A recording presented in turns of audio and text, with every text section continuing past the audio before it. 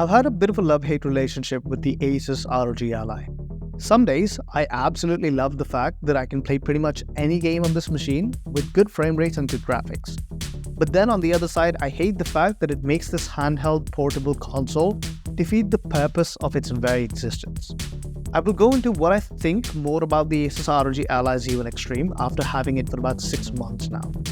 First things first, I want to give Asus some credit for making a product that brought all our dreams to life. I remember being 13 years old, laying in bed, thinking if there could ever be a day when I would play my favorite AAA titles on a PSP-like form factor.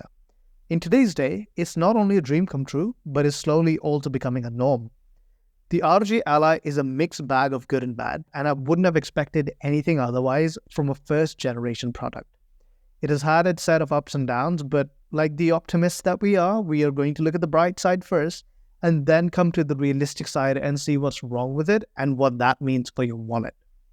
The form factor is something I have come to like for the most part. It looks straight, the buttons are clicky, the joysticks have a good amount of resistance to them, which makes them feel so good. Of course, the RGB around the joysticks is the cherry on top from the design point of view, and all of this gets packed with nice edges and sleek engineering on the front and the back. The only sort of complaint I would have with it would be that when I play for an extended amount of time while laying down, my left hand seems to go numb. I don't know if it's a me problem or the Ally's problem, but I think if it isn't the Ally, I might need to see a doctor. We'll probably look into that. The other issue I have here is the weight. It's a little more on the heavier side, and while it isn't discomforting, it becomes apparent with prolonged usage when you try and lay on your side to play on the Ally to find a comfortable spot. I suppose the best thing about the device, visually at least, is the screen. If we can keep those bezels aside, the screen is one of the best on the market. While it isn't OLED, the 7-inch 1080p panel produces great colors and can go all the way up to 120Hz for a smooth gaming experience. We'll talk more about the gaming in just a moment. The bezels, while being on the thicker side, still make for a really good gaming experience nonetheless. I don't see myself having an issue now, in the past, or in the future with those bezels. What you might have a problem with is that 500 nit peak brightness. For any indoor use case or an overcast day scenario, it's absolutely perfect, but if you're the one to take your Handheld with you outdoors and play under the sun, you might want to find some shade, because you can either beat Elden Ring or you can get some sun. But both of those things aren't happening at the same time. Asus has gone out of the way on a few things with the Ally to make sure that this first-gen product doesn't really feel like a first-gen product to everyone. First of all, they give you 2 remappable buttons to the back of the device, which you can map to whatever you want in any game. But at the same time, if you choose not to, they already serve functions throughout the UI.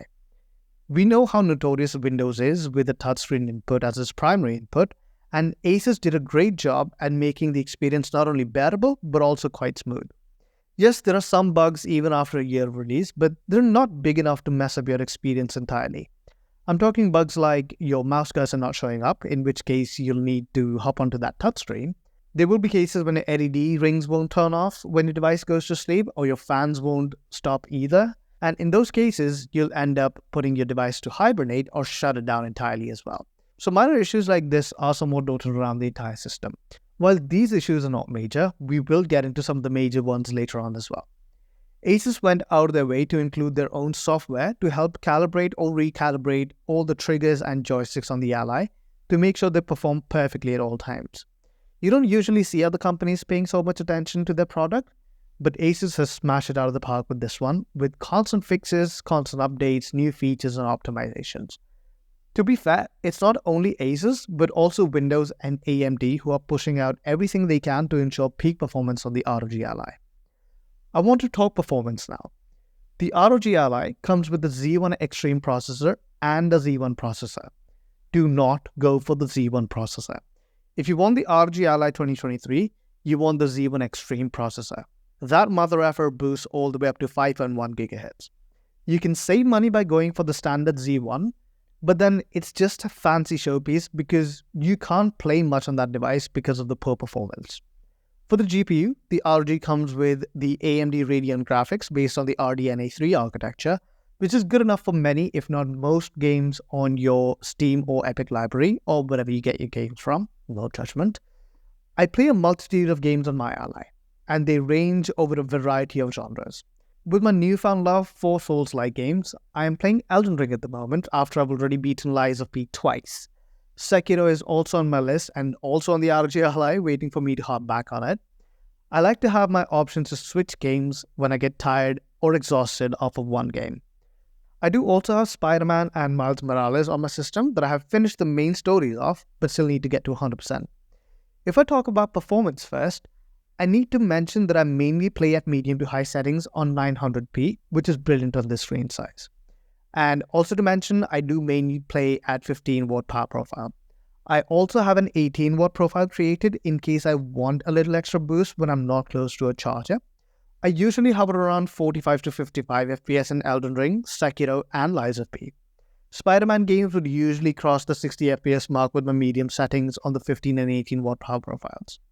Sticking to 15 or going even as low as 10 watts is usually the best option for playing side-scrollers and generally non-demanding titles like Stardew Valley or Prince of Persia. The Ally can go all the way up to 30 watts and can give you brilliant performance in any game you throw at it. I'm talking reaching 90 to 100 FPS on most non-AAA titles, especially at lower resolutions, but the only time you should be playing on this profile is when you're plugged in. Don't expect to reach 120 FPS on AAA titles, even on the 30 watt power profile and with low settings, but you can expect a very respectable performance nonetheless while staying on or around the 45 FPS mark in most games. If you really want to squeeze an extra little bit of performance, drive that resolution down to 720p from 1080 or 900p. Thanks to AMD FreeSync display, FSR, and black frame insertion support from the Ally, it makes the 40 FPS performance feel so much smoother than what it is. You will never be able to tell just by looking at the gameplay if it's running at 40 FPS or 60 FPS. Black frame insertion especially is great for retro gaming, which eliminates the choppiness of the games and makes them play and seem super duper smooth. You know what makes the experience of the ROG Ally so good in addition to the performance and the screen? The speakers. The set of speakers on the ROG Ally are very full sounding and very loud at that. They're clear and immerse you into the game even if you're playing without headphones, which by the way, you can connect via wired or wireless connection. I've seen a lot of videos where people have mixed views about the speakers, but for me, it has been nothing short of impressive.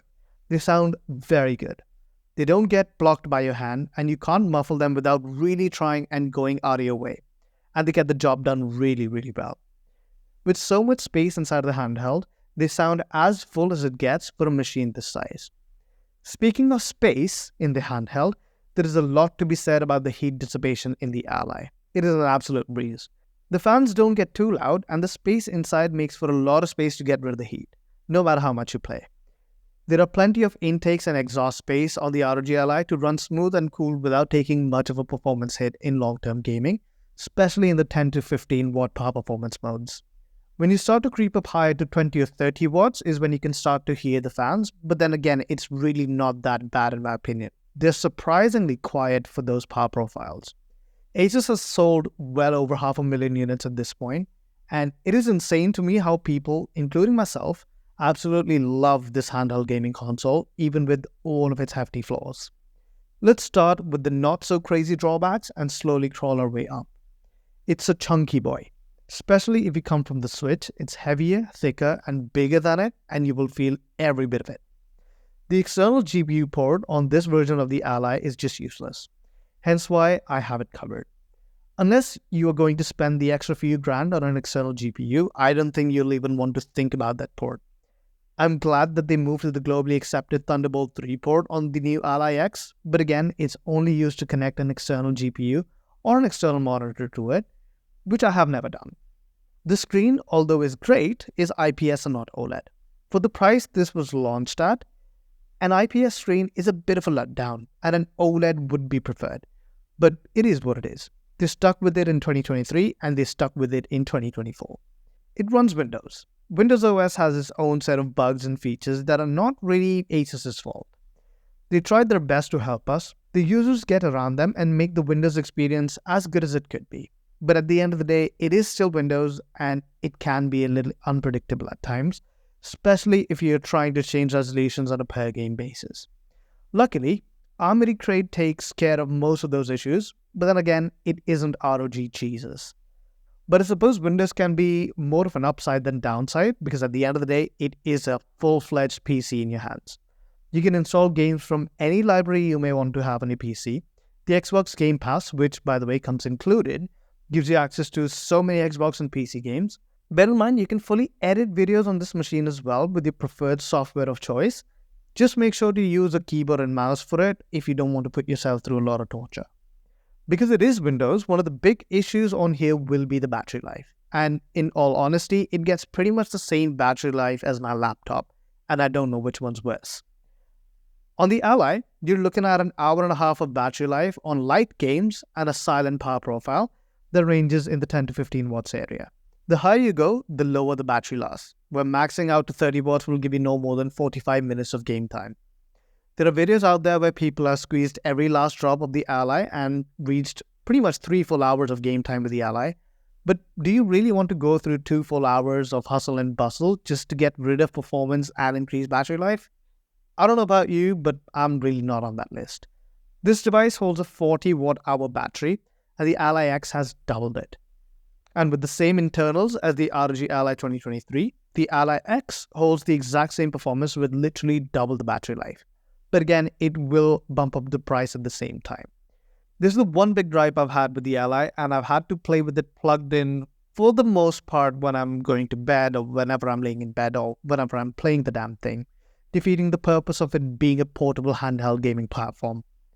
While it is good on the trains to play handheld whenever I'm traveling to London or somewhere further, the moment the train journey exceeds about an hour, I start to worry about the battery on the Ally. By far, the biggest issue on the Ally is also the thing people love the most about it, that SD card slot. Now, don't get me wrong, having an SD card slot is great. Expand your storage all you want, play all the games you want on it, but here's the thing. You can't. Well, not everyone can. The SD card on the original ROG Ally fries up, and it is a well-known issue in the community. I've read on Reddit that many people say the only reason it fries is because people are writing their games directly onto the SD card from Steam, and some say that it happens because it's located close to the heat exhaust or the heat generation components, and some say that it's just because Asus skimped on the quality of materials used. But you know what? I guess we'll never know. Because Asus acknowledged it and they said they fixed it with a software update, and nobody bought that BS. Neither did I. A physical issue cannot be resolved by a software update. The fix, however, would be to replace the internal SSD of the ROG Ally with another M2 SSD of a higher capacity. For a few of you, the 512 gig just won't be enough.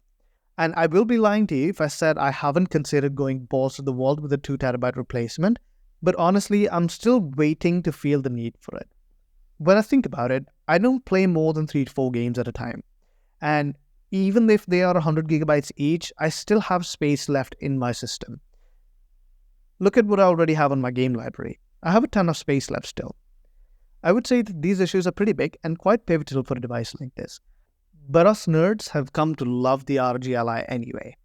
The performance is great. You can pretty much throw anything at this thing and it will work brilliantly for the most part. You want to have a little media machine? This has you covered. You want to emulate a nostalgic game? You got it. Want something that looks apart and has some character to it? The ROG got you covered. Do I wish it had smaller bezels, an OLED panel, and the SD card tray that wouldn't fry up? And a better battery life? Absolutely. But do these things take away from my experience of having a powerful gaming machine in the palm of my hands? Absolutely not. Well, this is all I had to say about the ROG Ally. Are you thinking of buying it, or will you be making a jump straight to the Ally X? Now, personally, I would be tempted, but my wallet doesn't seem to be on the same page as me about 90% of the time. Well, let me know your thoughts, and I will catch you guys later.